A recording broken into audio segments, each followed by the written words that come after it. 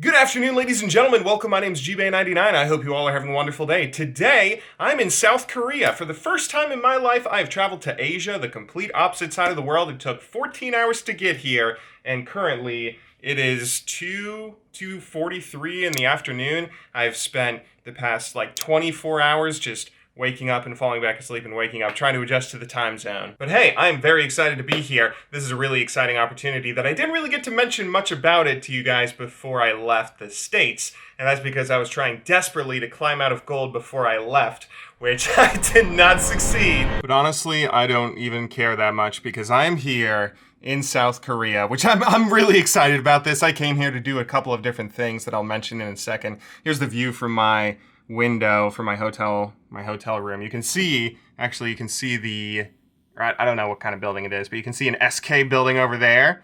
We're pretty high up. That building in front of us is painted green, so it kind of looks like the ground, but we are, I think, 16 stories up, and there's some people over there. What the?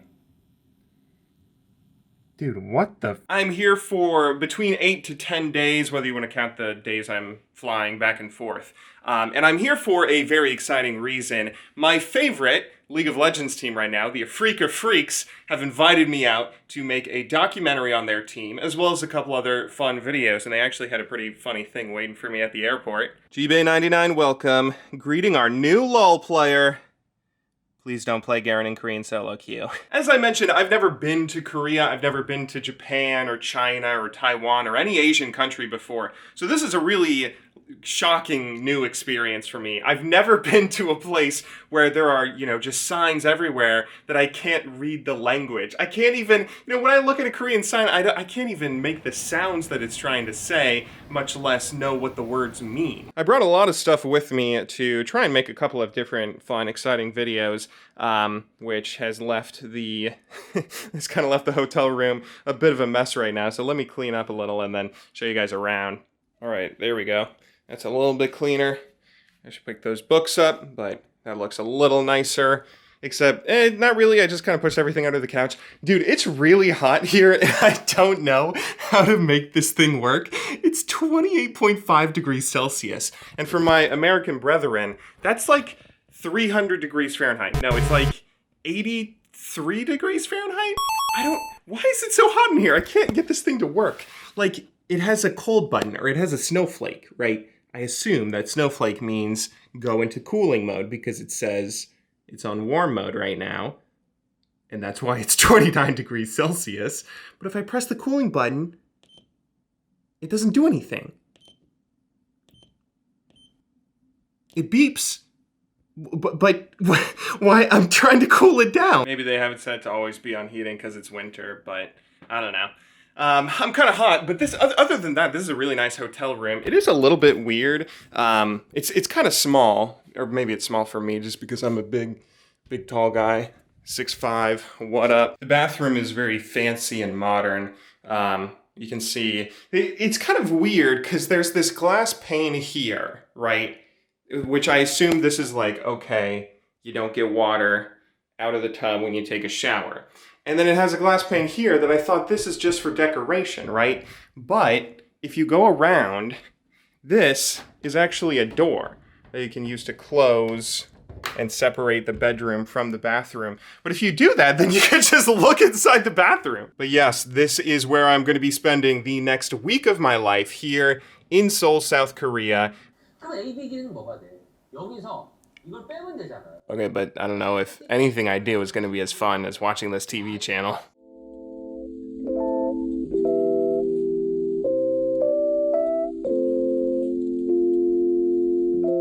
As I mentioned, this trip was mainly for shooting footage for a documentary on Africa, and I don't want to spoil too much of what happens in that here, so this vlog will mainly be talking about my experiences in Korea, the country, and if you want to see more of the esports side of things, you can watch the doc when it's out. I did get to do some fun stuff with the team though, including talk to their fans in an interview, as well as 1v1 a few of their players, which that went about as well as you'd expect.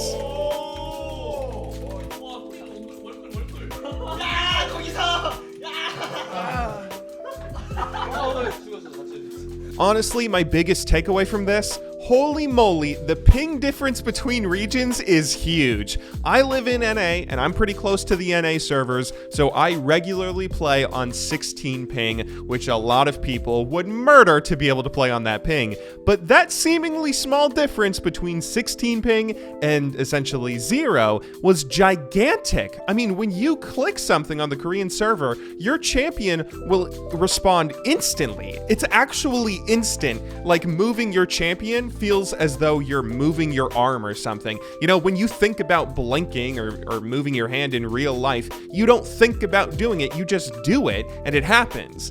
And that's how playing on the Korean server is like. You will your champion into doing something because it's so instantaneous. It's insane. As much fun as the esports side of thing was though, I almost enjoyed the just visiting Korea part of it maybe more. I mean, visiting the country and experiencing their culture was one of the most incredible experiences I have ever had. This is gonna sound really cheesy when I say this and kind of corny because everybody says stuff like this whenever they travel, but it was honestly a life-changing experience.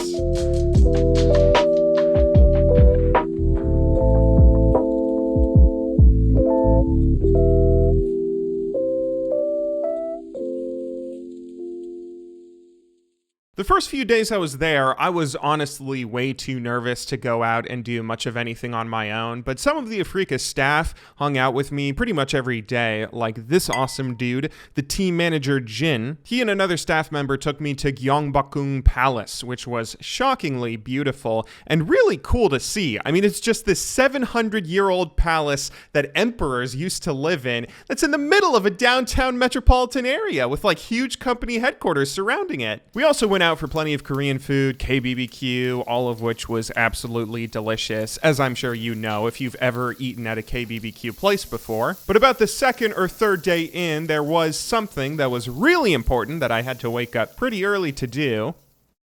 So it's currently 9:20 or 9:30.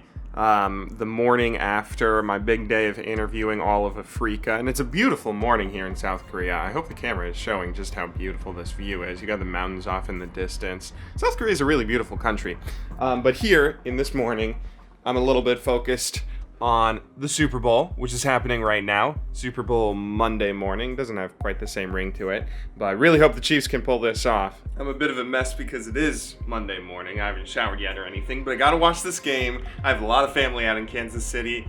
Come on, Chiefs. Please get a win. You've been so bad for so long. Need some Mahomes magic.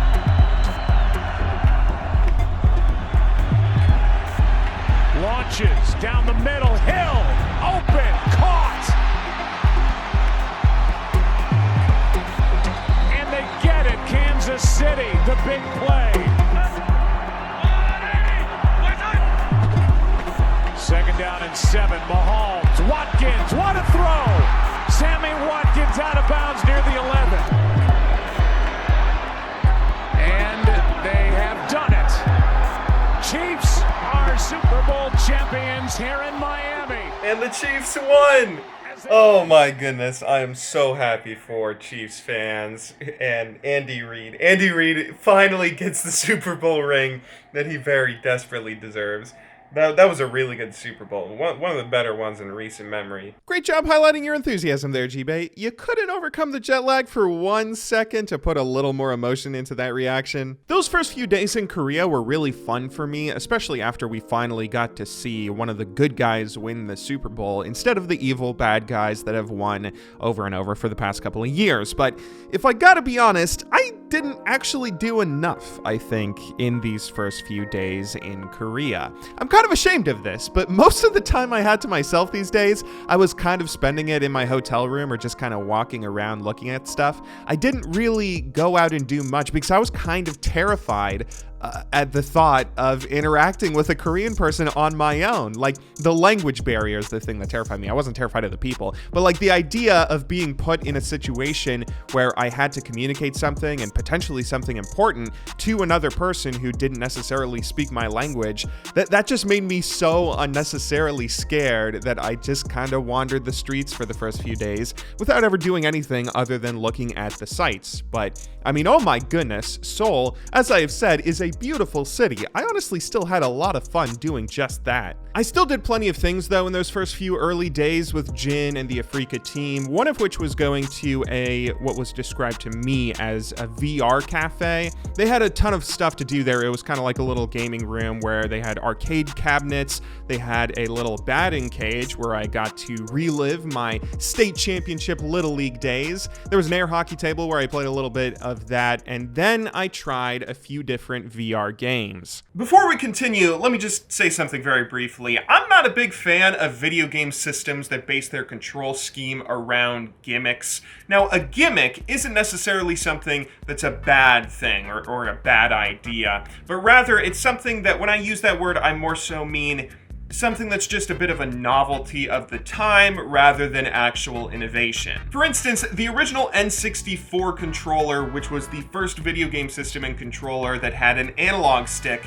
that is actual innovation. The idea of creating fully 3D video games where a player can move around in a 360-degree angle, 360 degrees of space, that is incredible innovation that really pushes forward how we think about video games, how we think about playing video games, and how developers might think about creating games for their user base. On the other hand, though, look at a video game system like the Wii. The Wii was a game system that ditched the idea of playing with controllers, or at least traditional video game controllers, in the favor of motion controls, which the motion control system, it was fun and enjoyable for some games. I played a lot of hours on my Wii and had a fair amount of fun doing so.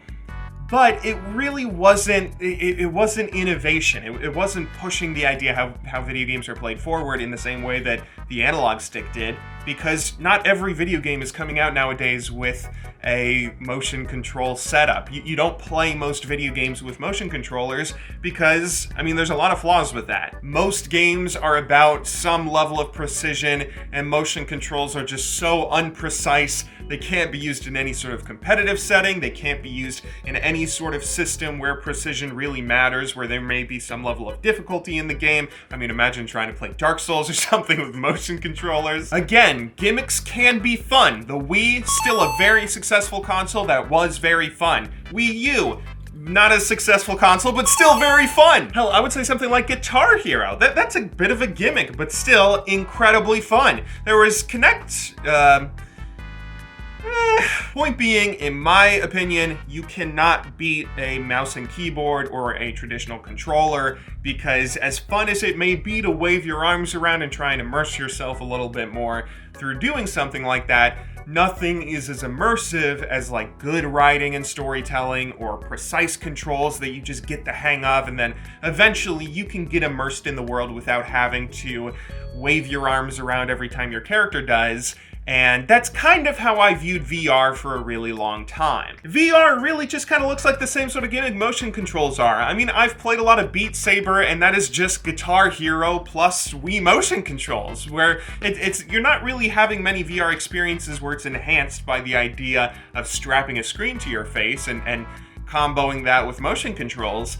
It's something that kind of feels more like a novelty and a cool idea that can never really be put in practice super well. At least, that was my perspective on VR before coming to this place, so believe me when I say, Holy moly, Korea's VR games are some of the coolest things that I have ever experienced. There were 3 VR things I did, 2 were actual games. The last one was a kind of roller coaster ride that almost made me puke. One was a zombie survival game where you had this big prop gun and zombies that run down 3 corridors at you. This was honestly just terrifying and one of the most realistic things that I've experienced in a video game. I tried to find footage of it online somewhere, but I wasn't able to, so just take my word for it when I say that this was so realistic. I was intent on shooting the zombies and stuff before they got to me, not because I wanted to win the game or whatever, but because I was scared I would have a heart attack if they ever reached me, because this was terrifyingly real. The other one was a PvP game that I honestly got pretty lost in playing.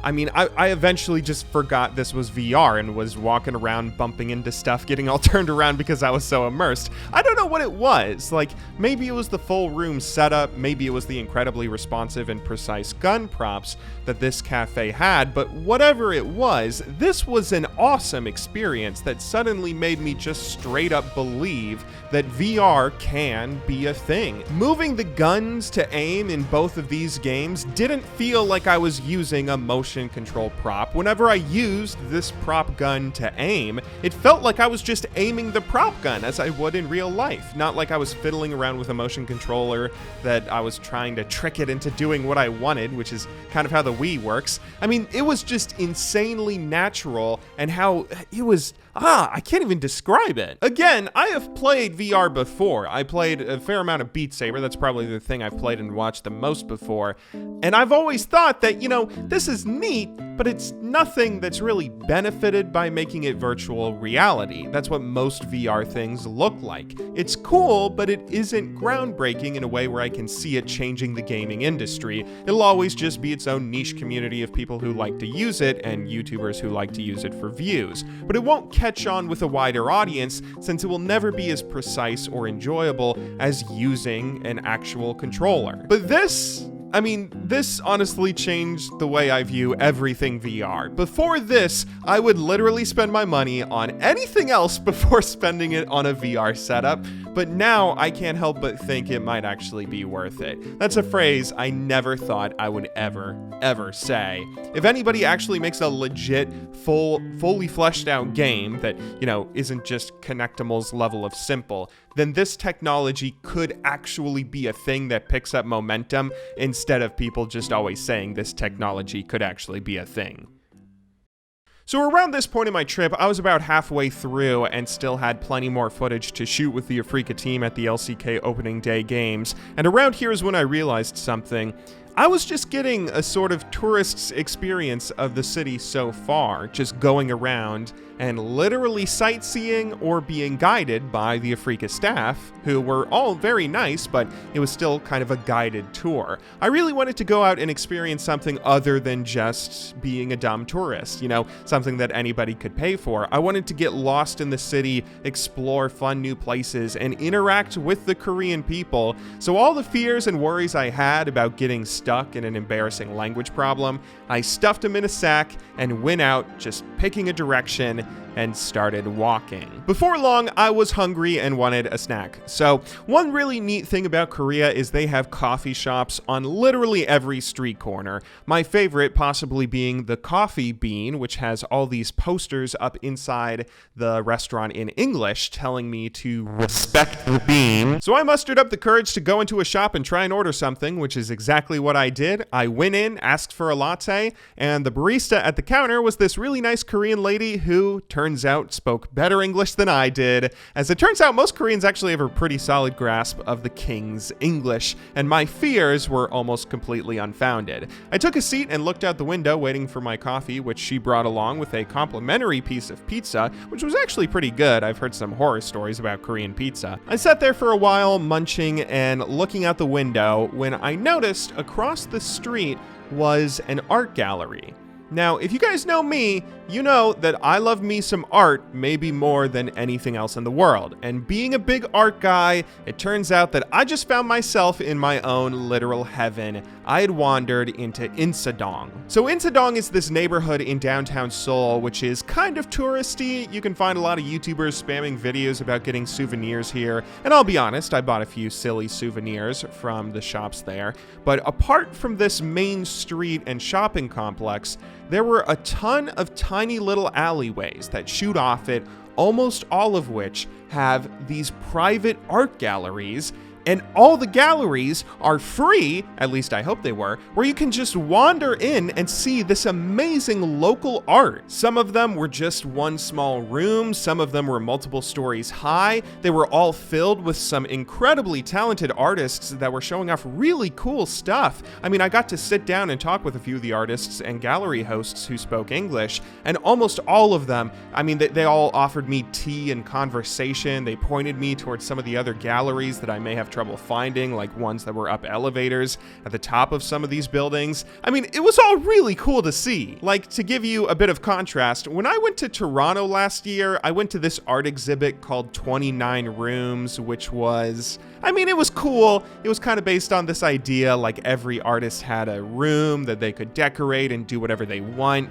I mean, most of them used it to express some sort of theme, like female storytellers or the power of dance. There was even one on milk from Ontario. I like a lot of modern art myself, but even this was like a little too modern artsy for me. It was super underground, kind of just touring big cities, and had all these young people sharing all these very kind of spiritual stories and that kind of stuff. I mean, you guys know modern art. It had some cool stuff, but in my opinion, nothing's better than a good old landscape or still life.